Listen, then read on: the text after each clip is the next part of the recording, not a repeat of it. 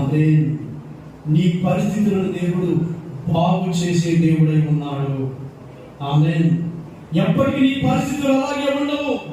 శిష్యుల సాక్ష్యం ఇస్తున్నారు, అతడు మరలా బాగుపడతాడు. నీ అప్పు నుండి నువ్వు బాగుపడతావు, నీ సమస్య నుంచి నువ్వు బాగుపడతావు. ఆ విశ్వాసంతో దేవుని మీద ఆనుకొని బ్రతుకు.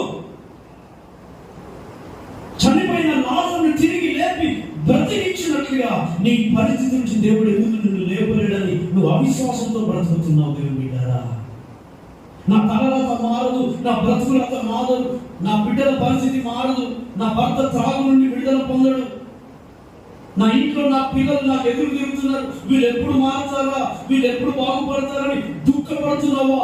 ఒక రోజున బాగుపడే దినాన్ని నీ జీవితంలో నిర్ణయించుకున్నాడు. చప్పట్లు కొట్టండి గట్టిగా. అతడు బాగుపడతాడని లాజరు విషయంలో దేవుడు చేసినట్టుగా నీ కుటుంబ జీవితంలో కూడా ఒక రోజున బాగుపడే దినాన్ని దేవుడు రాసి ఉంచాడు. ఆమేన్. నీ వ్యాధి నుంచి నువ్వు బాగుపడతావు, నీ భర్త మారు మనసు పొందుట బాగుపడే దినాన్ని నువ్వు చూస్తావు.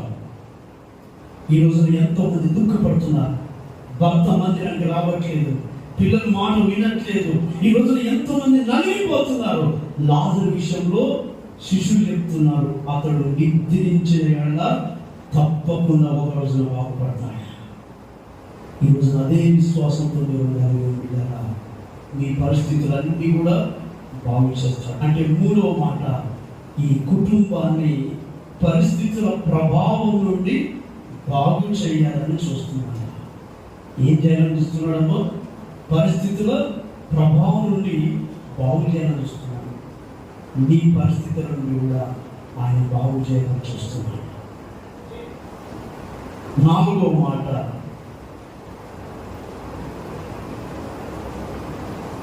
యోహాను సువార్త 11వ అధ్యాయంలో 17వ వచనం మనం ఒకసారి చూద్దాం. యేసు ప్రభు వచ్చి అది వరకే అతడు 4 దినాలు సమాధిలో ఉండినని తెలుసుకొనెను. ఎన్ని రోజులు సమాధిలో ఉండడం యేసు ప్రభు తెలుసుకున్నాడండి? చెప్పండి, నా వైపు చూడండి. ఎన్ని రోజులు సమాధిలో ఉన్నాడు? 4 రోజులు. నా వైపు ఉన్నాయి, అదే 4 వేలు చేతులెత్తండి సిస్టర్స్ అందరూ. 4 రోజులు. ఇప్పుడు గమనించండి, లాజరు లేపబడటానికి అతనికి శ్రమ దినాలు, అతడు సమాధిలో ఉండే దినాలు ఎన్ని రోజులు నిర్ణయించాడు దేవుడు? 4 రోజులు.